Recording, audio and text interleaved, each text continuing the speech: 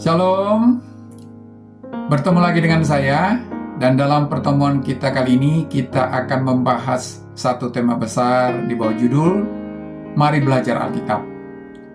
Dalam pertemuan kita kali ini dan juga kita akan lanjutkan di waktu yang akan datang, kita akan belajar firman Tuhan secara sistematis, di mana kita akan mempelajari kitab-kitab dalam Alkitab yang dimulai dari kitab Perjanjian Baru. Dalam pertemuan perdana ini, kita akan mempelajari Injil Matius yang dimulai dari Injil Matius pasal 1, ayat 1 sampai ayat yang ke-17, yaitu berbicara tentang silsilah Yesus Kristus. Matius pasal 1 ayat 1 sampai 17 adalah bagian pembuka Injil Matius yang menyajikan silsilah Yesus Kristus. Bagian ini bukan hanya daftar nama, tetapi memiliki makna teologis yang mendalam. Silsilah ini menunjukkan bahwa Yesus Kristus adalah Mesias yang dijanjikan, keturunan Abraham dan Daud, serta bukti kesetiaan Allah dalam sejarah keselamatan. Matius menulis Injilnya terutama untuk orang Yahudi, sehingga dia menekankan hubungan Yesus dengan tokoh-tokoh besar dalam sejarah Israel. Silsilah ini membuktikan bahwa Yesus memiliki hak legal sebagai Raja Israel dan penggenapan janji Allah kepada umatnya. Struktur silsilah Yesus. Matius membagi silsilah ini menjadi 3 bagian, masing-masing terdiri dari 14 generasi. Pertama adalah dari Abraham hingga Daud, seperti yang terdapat dalam Matius pasal 1 ayat 2 sampai 6a. Periode ini menekankan janji Allah kepada Abraham bahwa keturunannya akan menjadi berkat bagi semua bangsa, seperti yang sudah diungkapkan dalam Kejadian pasal 12 ayat yang ketiga. Daud adalah titik puncak pertama, menandakan masa kejayaan Israel dan perjanjian Allah bahwa Mesias akan datang dari keturunannya, seperti yang diungkapkan dalam 2 Samuel pasal 7 ayat 12 sampai 16. Yang kedua, dari Daud hingga pembuangan ke Babel, seperti yang terdapat dalam Matius pasal 1 ayat 6b sampai ayat yang ke-11. Periode ini menunjukkan kejatuhan bangsa Israel dari masa kejayaan Daud dan Salomo hingga pembuangan ke Babel akibat ketidaktaatan mereka kepada Allah. Mesias yang dijanjikan tetap harus datang dari garis keturunan Daud, meskipun Israel mengalami kehancuran. Yang ketiga, dari pembuangan ke Babel hingga Yesus, seperti yang terdapat dalam Matius pasal 1 ayat 12 sampai 16. Meskipun Israel berada dalam pembuangan dan mengalami masa tanpa raja, garis keturunan Daud tetap terpelihara. Yesus Kristus muncul sebagai penggenapan janji Allah, membawa pemulihan bagi umatnya. Matius kemudian menyimpulkan bahwa ada 14 generasi dari setiap periode ini, seperti yang terdapat dalam Matius pasal 1 ayat 17. Ini bisa berarti bahwa Matius sengaja menyusun silsilah dengan pola tertentu untuk menunjukkan keteraturan dalam rencana Allah. Makna teologis. Pertama, Yesus sebagai anak Daud. Gelar anak Daud adalah salah satu gelar mesianis yang paling penting dalam Perjanjian Lama. Dalam 2 Samuel pasal 7 ayat 12 sampai 16, Allah berjanji bahwa keturunan Daud akan memiliki kerajaan yang kekal. Yesus adalah penggenapan janji ini, bukan sebagai raja duniawi seperti Daud, tetapi sebagai raja yang membawa kerajaan Allah. Yang kedua, Yesus sebagai anak Abraham.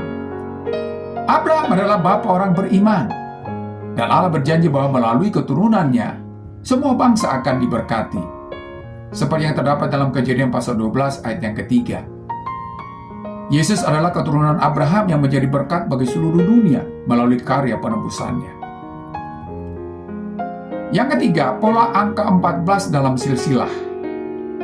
Matius secara eksplisit menyebut bahwa silsilah ini disusun dalam pola 14 generasi, seperti yang terdapat dalam Matius pasal 1 ayat 17. Ada beberapa kemungkinan alasan mengapa ini penting.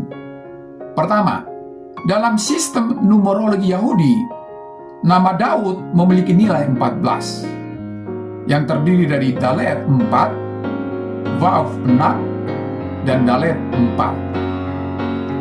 Yang kedua, ini menekankan Yesus sebagai pewaris sah tahta Daud dan Mesias yang dijanjikan. Yang ketiga, Pola ini juga menunjukkan bahwa sejarah keselamatan telah diatur oleh Allah dalam tahapan yang terencana. Yang keempat, kehadiran perempuan dalam silsilah. Tidak seperti kebanyakan silsilah Yahudi yang hanya menyebut laki-laki, Matius mencantumkan 5 perempuan dalam daftar ini.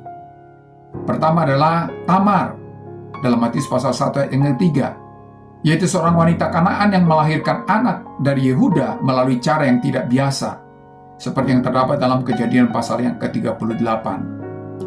Yang kedua, Rahab, Matius pasal 1 ayat yang kelima, yaitu seorang perempuan Kanaan dan mantan pelacur yang beriman kepada Allah, seperti yang terdapat dalam Yosua pasal 2. Yang ketiga, Rut, Matius pasal 1 ayat yang kelima, yaitu seorang perempuan Moab yang menjadi nenek buyut Daud, seperti yang terdapat dalam Rut pasal 4 ayat yang ke-13 sampai 17. Yang keempat, Batseba, Matius pasal 1 ayat yang ke-6, yang disebut sebagai istri Uria.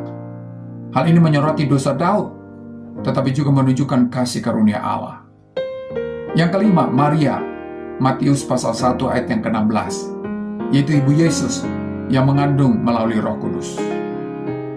Kehadiran perempuan-perempuan ini menunjukkan bahwa keselamatan Allah melampaui batas etnis dan moral. Mesias datang untuk menyelamatkan orang berdosa dari segala bangsa.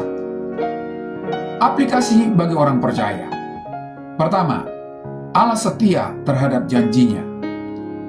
Silsilah ini membuktikan bahwa Allah selalu menepati janjinya meskipun umatnya seringkali gagal. Mesias datang sebagaimana yang telah dijanjikan, bahkan setelah ratusan tahun sejarah yang penuh dengan kejatuhan dan penderitaan. Yang kedua, keselamatan bagi semua bangsa.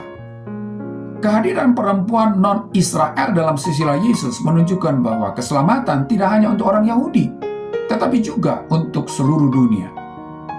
Injil bukan hanya untuk satu kelompok, tetapi untuk semua orang yang beriman kepada Kristus. Yang ketiga, kasih karunia Allah lebih besar dari dosa. Silsilah ini mencakup orang-orang dengan masa lalu yang penuh kegagalan.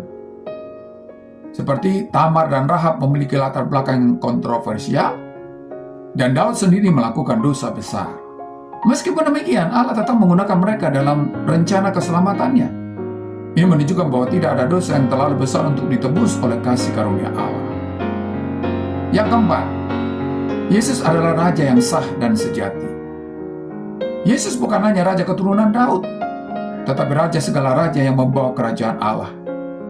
Dia datang bukan untuk memerintah secara politik, tetapi untuk menyelamatkan umatnya dari dosa.